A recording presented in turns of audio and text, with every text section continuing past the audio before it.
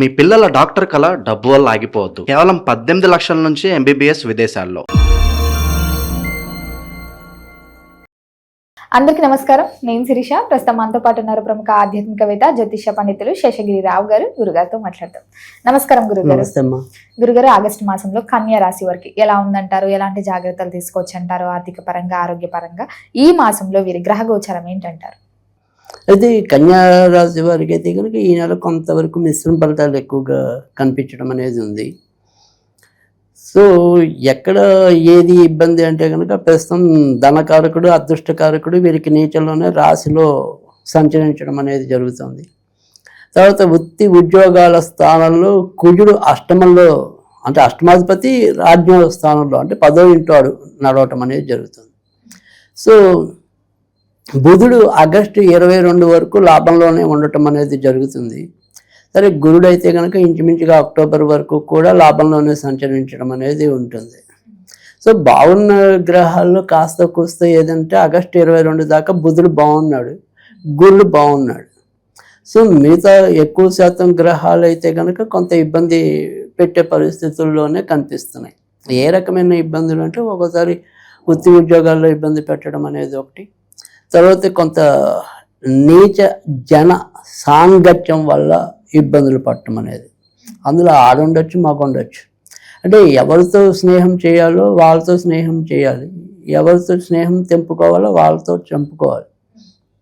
కానీ ఈ నెలలో ఒక్కోసారి అలా కొంత మనకేమంటాం చెడుపు చేసే వాళ్ళతో స్నేహాలు చేయవలసిన పరిస్థితి కానీ, వాళ్ళ మీద ఆధారపడి ఇబ్బందులు తెచ్చుకునే పరిస్థితులు కానీ వచ్చే అవకాశాలు కన్యా రాశి వారికి ఉన్నాయి. మరి విద్యార్థులకు ఎలా ఉంటుందంటారు ఈ మాసంలో?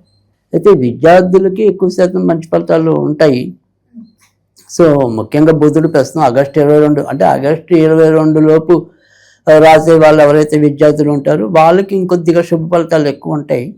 ఆగస్టు 22 తర్వాత ఏవైనా పరీక్షలకు హాజరయ్యే వాళ్ళు ఉంటే వాళ్ళు ఇంకొద్దిగా గట్టిగా చదవాల్సిన అవసరం అయితే ఉంది. ఏదైనప్పటికీ కూడా భాగ్యాధిపతి నేచర్లో ఉన్నాడు కాబట్టి కొద్దిగా అనుకున్నంత పర్సెంటేజ్ రాకపోయే పరిస్థితి, అంటే అదృష్టం కరెక్ట్గా లేదు కదా, వీళ్ళు అనుకున్నంత రాకపోతే సో అందుకని ఇబ్బంది పడే పరిస్థితులు అయితే ఉంటాయి.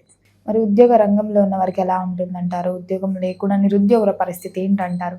రైట్, ఏదైనప్పటికీ కూడా ఉద్యోగంలో ఉండే వాళ్ళకైతే కనుక ప్రస్తుతం మనకి ఇందాక చెప్పుకున్నాం, ఈ నెలంతా కూడా ఉద్యోగ స్థానంలో అష్టమాధిపతి, శత్రుాధిపతి మరి కుజుడు సంచరించడం అనేది ఉంటుంది.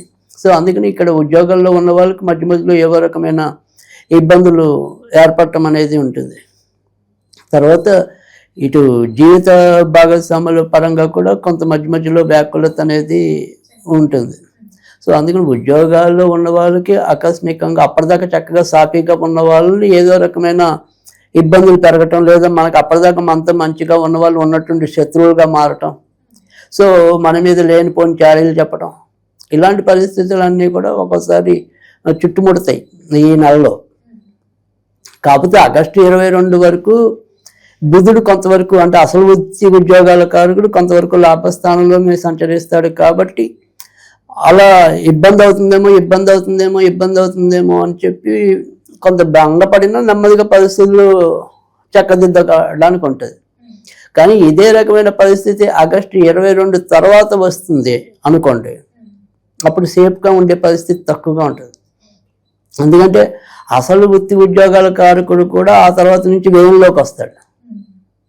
సో ఈ నెలంతా కూడా ఇంచుమించు అష్టమాధిపతి అక్కడే ఉంటాడు, మిథునంలోనే. అందుకని వృత్తి ఉద్యోగాల్లో ఉండేవాళ్ళు ఆగస్టు 22 తర్వాత మరింత జాగ్రత్తగా ఉండాలి. సో సాధ్యమైనంత వరకు కూడా మనం అంటే పరిసరాలు, వ్యక్తుల్ని గమనించుకుంటూ మసలటం అనేది అవసరం. అంటే ఇందాక మనం చెప్పాం నీచ జన సాంగత్యము అని చెప్పి, అంటే మన ఆఫీస్లో ఉండే ఏదో ఒక కొలీగ్ మన ఇబ్బంది పాలు చేయొచ్చు. మనం ఇన్నాళ్ళు వాళ్ళ మీద పూర్తి భరోసాగా ఉన్నాం, కానీ వాళ్ళు ఇప్పుడు మనని కాటేయచ్చు. సో అందుకని ఆగస్టు 22 దాకా సాధ్యమైనంత వరకు కూడా స్వయంగా ఆలోచించి స్వయంగా నిర్ణయాలు తీసుకోవటం అనేది అవసరం. వేరే వాళ్ళ మీద ఆధారపడటం అనేది మంచిది కాదు. ఒకవేళ వాళ్ళతోనే మనం మమేకమై చేయాల్సిన పరిస్థితి ఉన్నప్పుడు వాళ్ళని గమనించుకుంటూ ఉండాలి. ఎంతవరకు వాళ్ళతో మనం మాట్లాడాలి, ఏవి వాళ్ళకి మనసు విప్పి చెప్పచ్చు, ఏవి మనసు విప్పి చెప్పకూడదు, అలాంటి వాటిలో ఒక నియంత్రణ అనేది అవసరం. సో ఆ రకమైన జాగ్రత్తలు తీసుకుంటే పెద్ద బెంగపడాల్సిన అవసరం అనేది ఉండదు. మరి గురుగారు ఈ మాసంలో ఎవరైనా పెట్టుబడులు పెడదాము, కొత్తగా వ్యాపారం స్టార్ట్ చేద్దాం అని అనుకుంటూ ఉంటారు, మరి చెయ్యొచ్చు అంటారా ఈ శ్రవణ మాసంలో? అయితే సాధ్యమైనంత వరకు కూడా ఆగస్టు 22 లోపే ప్రారంభించుకోవటం మంచిది. ఆగస్టు 22 నుంచి వ్యయంలోకి బుధుడు వస్తాడు కాబట్టి అంత మంచిది కాదు. సో ఆగస్టు 22 లోపు ముఖ్యంగా ఏర్పాటు చేసుకుంటే, ప్రణాళికలు సిద్ధం చేసుకుని అమలు చేసుకుంటే మంచిది. మరి విదేశీ యుగం ఉందంటారా? చదువుకోవడానికైనా, సెటిల్ అవ్వడానికైనా, జాబ్ పరంగా వెళ్ళాలని? అయితే ఇటు విదేశాలకి వెళ్ళడానికి మెయిన్ అనుకూలించారు. రాహు పెద్ద సానుకూలకంగా లేడు. తర్వాత దూర ప్రయాణాలకు సంబంధించిన శుక్రుడు కూడా ప్రస్తుతం ఆగస్టు 2 నుంచి నీచంలోనే ఉన్నాడు. సో అందుకని ఎలా చూసుకున్నప్పటికీ కూడా అంత సానుకూలత అనేది అయితే కనుక విదేశాల పరంగా కనపట్టలేదు. అంతేకాకుండా ఇప్పటికే విదేశాల్లో ఉన్న వాళ్ళు కూడా ఒకంత జాగ్రత్తగానే ఉండవలసిన అవసరం అయితే కనుక ఎక్కువగా కనిపిస్తుంది. అక్కడ ఏవైనా సరే ఇబ్బందులు ఎదుర్కొనడానికి లేదా ఎవరి మూలకంగా అయినా సరే వీళ్ళు చిక్కుల్లో ఎదుర్కొనడానికి కూడా అవకాశాలు ఉన్నాయి కనుక విదేశాల్లో కూడా. అందుకని ఇక్కడ ఎలాగైతే జాగ్రత్త తీసుకోవాలని ఇందాక మనం చెప్పామో అక్కడ కూడా జాగ్రత్త తీసుకోవటం అనేది అవసరం. మరి గురుగారు ఓవరాల్ గా అన్ని రంగాల గురించి తెలియజేశారు కాబట్టి ప్రథమార్థం బాగుంటుందంటారా? ఏదైనా పని స్టార్ట్ చేయాలంటే ద్వితీయార్థం బాగుంటుందంటారా? సో ముఖ్యంగా ఆగస్టు 22 లోపే ఎక్కువ మంచిది. సో మొదటి 3 వారాలు మంచిది, తర్వాత నుంచి ఒకంత జాగ్రత్తగా ఉండటం మరింత అవసరం. మరి గురుగారు ఎవరైతే వివాహ ప్రయత్నాలు చేస్తున్నారో వారికి వివాహ యుగం ఉందంటారా ఈ మాసంలో? ప్రస్తుతం జూన్ నుంచి కూడా వివాహాల పరంగా మంచి ఫలితాలు అయితే ఉన్నాయి. కాకపోతే సప్తమ స్థానంలో శని వల్ల ఒక్కోసారి మనం ఏప్రిల్ అనుకుంటే ఏప్రిల్లో జరగకపోవచ్చు, కానీ జూన్లోకి వచ్చేప్పటికైనా సరే అది సానుకూలమయ్యే పరిస్థితి అయితే ఉంటుంది. సో అందుకని ఖచ్చితంగా మొదలెట్టుకోవాలి. ఇప్పుడు ప్రస్తుతం చాలా అనుకూలత అనేది ఉంది.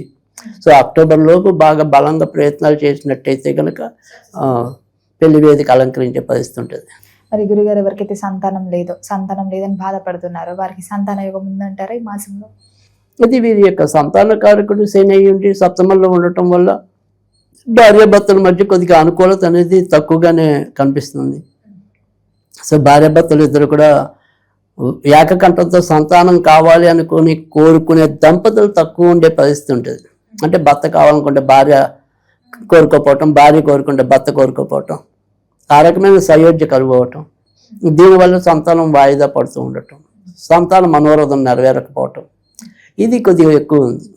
కానీ ఎవరైతే భార్యాభర్తలు ఇద్దరు ఖచ్చితంగా మాకు కావాలి సంతానం అని ఆశపడుతూ ఉంటారో అలాంటి వాళ్ళ కళ నెరవేరబడటానికి ప్రస్తుతం అయితే కనుక మనకి ఈ నెల అంతా పాజిటివ్గా ఏం కనపట్టలేదు. సో ఖచ్చితంగా సెప్టెంబర్ నుంచి సానుకూలత అనేది ఎక్కువ ఉంటుంది. మరి కుటుంబ వాతావరణం ఈ మాసంలో ఎలా ఉంటుందంటారు? కుటుంబం పట్ల ఎలాంటి జాగ్రత్తలు తీసుకోవచ్చు అంటారు? అయితే కుటుంబ కారకుడు కొంతవరకు శుక్రుడు నీచంలో ఉన్నాడు, కానీ భార్యాభర్తలు అన్యోన్యత మటుకు మంచిగానే ఉండటం అనేది ఉంటుంది. కానీ ఏదైతే మనకు ఉమ్మడి కుటుంబం కానీ లేదా మనం చూడవలసిన తల్లిదండ్రుల బాధ్యతలు ఇలాంటివి ఉంటాయి కదా. సో అలాంటి కుటుంబాల్లో అంటే భార్యాభర్తలు ఇద్దరు విడిగా ఉన్న చోట పెద్దగా సమస్య రాకపోవచ్చు. ఇలా 4-5 కలిసి ఉన్న కుటుంబాల్లో మాత్రం ప్రస్తుతం అయితే కనుక శుక్రుడు నేచర్లో ఉన్నాడు కాబట్టి మధ్య మధ్యలో ఏవో రకమైన చికాకులు కలగడానికి, తాత్కాలిక అవరోధాలు ఏర్పడడానికి ఉంటాయి. బట్ అయితే ప్రమాదకరమైన స్థాయి ఇబ్బందులు అయితే లేవు.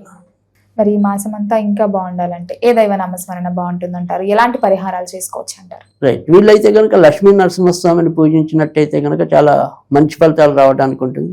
వీరికున్న గోచారాల్లో ఎలాంటి ఉగ్రత ఉన్నప్పటికీ కూడా, ఇబ్బంది ఉన్నా కూడా నరసింహస్వామి అనుగ్రహంతో అవన్నీ కూడా పటాపంచలు అవ్వడానికి ఉంటుంది.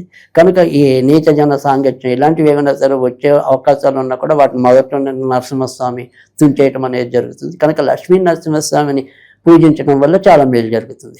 గురుగారు మొత్తం మీద ఆగస్టు మాసంలో కన్యా రాశి వారికి ఎలా ఉంది, ఎలాంటి జాగ్రత్తలు తీసుకోవాలి, ఏ దైవ నామస్మరణ చేయాలో తెలియజేసినందుకు ధన్యవాదాలండి.